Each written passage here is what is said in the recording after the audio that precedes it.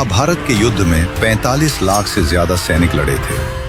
हर दिन हजारों सैनिक मरते थे, लेकिन रसोइये को पहले ही कैसे पता चल जाता था कि आज कितने लोग मरेंगे ताकि खाना बर्बाद न हो। जब महाभारत का युद्ध तय हुआ तो उडुपी के राजा ने श्री कृष्ण से कहा, हे वासुदेव, कौरव और पांडव दोनों ही युद्ध में व्यस्त रहेंगे। मैं हथियार नहीं उठाऊंगा, लेकिन मैं इस विशाल सेना के लिए भोजन का प्रबंध करना चाहता हूँ। कृष्ण ने उन्हें अनुमति दे दी। युद्ध शुरू हुआ। पहले दिन भारी संख्या में सैनिक मरे, दूसरे दिन उससे भी ज्यादा। लेकिन हैरान करने वाली बात यह थी कि उडुपी नरेश जो खाना बनाते थे वो न तो एक दाना कम पड़ता था और न ही एक दाना बचता था। युधिष्ठिर हैरान थे। उन्हें समझ नहीं आ रहा था कि राजा को कैसे पता चलता है कि आज कितने हजार सैनिक कम होने वाले हैं। 18 दिन बाद युद्ध समाप्त हुआ। पांडवों की जीत हुई। राज्याभिषेक के समय युधिष्ठिर अपने मन का सवाल रोक नहीं पाए।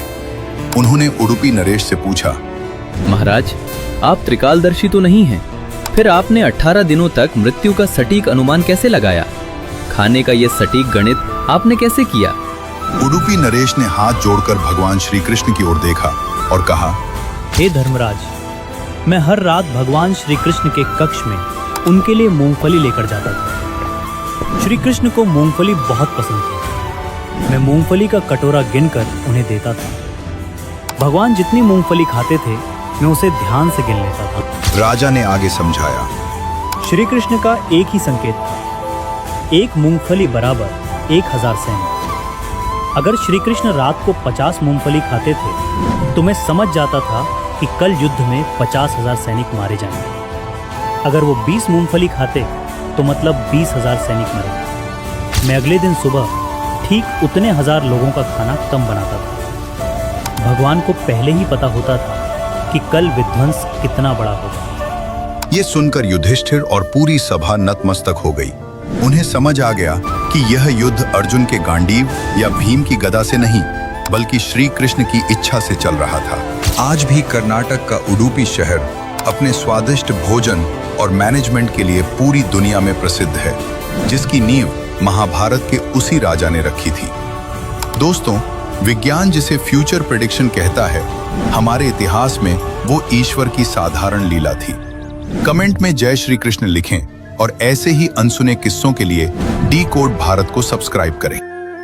एक बार एक मसाले के व्यापारी थे और वो सऊदी अरेबिया अपने मसाले बेचने के लिए गए। मसाले बेच के जब लौट रहे थे ना, तो उन्हें एक ऊंट दिखा और वो ऊंट उन्हें बेहद पसंद आया। उन्होंने उस ऊंट के मालिक से बातचीत की, थोड़ी बार्गेनिंग हुई और उन्होंने वो ऊंट खरीद लिया और उस ऊंट पर बैठकर वो वापस घर आ रहे थे। अचानक से ना रास्ते में उन्हें ऐसे लगा जिस सीट पे वो बैठे हैं ना, उसके नीचे से कुछ आवाज आ रही है। तो उन्होंने अपने नौकर को बोला, यार एक बार रुक के देखते हैं इसके नीचे क्या है। उस नौकर ने जब देखा ना, तो सीट के नीचे बड़े प्रेशियस कुछ हीरे रखे थे। नौकर की आंखों में चमक आ गई और वो बोलता, मालिक जैकपॉट हो गया, हमने ऊंट खरीदा था, हमें तो साथ में हीरे भी मिल गए, इनको रख लेते हैं। लेकिन उस व्यापारी ने कहा, नहीं यार, हमने सिर्फ ऊंट के पैसे दिए थे, हीरों के पैसे नहीं दिए थे, चल के इस ऊंट के मालिक को लौटा देते हैं। और वो उस मालिक को लौटाने गए तो ऊंट का मालिक हैरान हो गया उसे जब डायमंड्स वापस मिले, और उसने खुश होकर इस व्यापारी से कहा, आप इतने अच्छे हैं, मैं आपको 1 डायमंड देना चाहता हूँ इसमें से। व्यापारी बोलता है, सर मुझे इस 1 डायमंड की जरूरत नहीं है, क्योंकि 2 मैंने पहले ही रख लिए। अब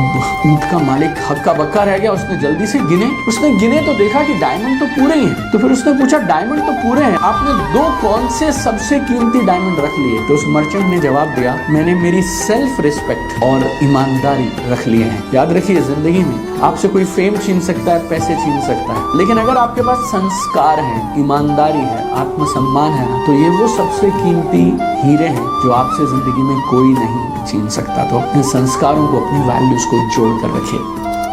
दोस्तों, साल था 1985 और जेब में थे सिर्फ 5000 रुपए। यहीं से राकेश झुंझुनवाला ने इन्वेस्टमेंट की शुरुआत करी और जब 2022 में उन्होंने दुनिया को अलविदा कहा तो उनके पोर्टफोलियो की वैल्यू थी करीब 45,000 करोड़ रुपए। मतलब 37 साल में 62% का CAGR। हर साल पैसा लगभग डबल। उनका एक मशहूर कोट है, क्या खरीदते हो ये जरूरी नहीं, लेकिन उससे ज्यादा जरूरी है किस कीमत पर खरीदते हो। अब जरा उनका टाइटन का किस्सा सुनिए। जब इन्वेस्टर्स इस स्टॉक से दूर भाग रहे थे, फैक्ट्रीज बंद थी, मैनेजमेंट यूनियन का झगड़ा चल रहा था, 2000 से 2003 के बीच स्टॉक 45% गिर चुका था। झुंझुनवाला साहब ने देखा कंपनी फ्यूचर के लिए सही कदम उठा रही है। स्टॉक प्राइस तब सिर्फ 3 रुपए था, उन्होंने इन्वेस्ट किया और अगले 21 साल में टाइटन का स्टॉक 3 रुपए से बढ़कर 3200 रुपए पहुंच गया, मतलब 1000 गुना बढ़त। उनके 45,000 करोड़ के पोर्टफोलियो में करीब 15,000 करोड़ रुपए अकेले टाइटन से आए थे। दोस्तों, ये जुआ नहीं था, ये था लंबी सोच और सही इन्वेस्टमेंट स्ट्रेटेजी का नतीजा। इन्वेस्टमेंट में विनर्स बदलते रहते हैं, कभी लार्ज कैप, कभी मिड कैप, कभी स्मॉल कैप, और इसलिए जरूरी है एक ऐसा सॉल्यूशन जो हर मार्केट में काम करे।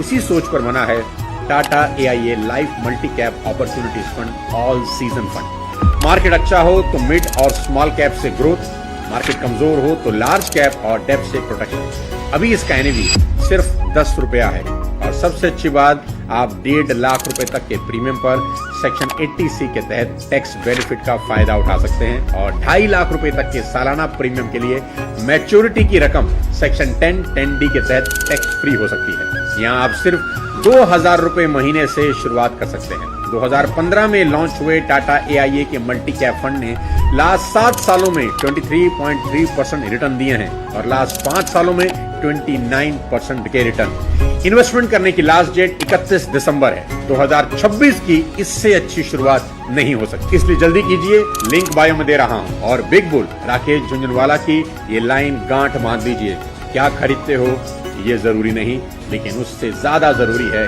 किस कीमत पर खरीदते हो। जय हिंद।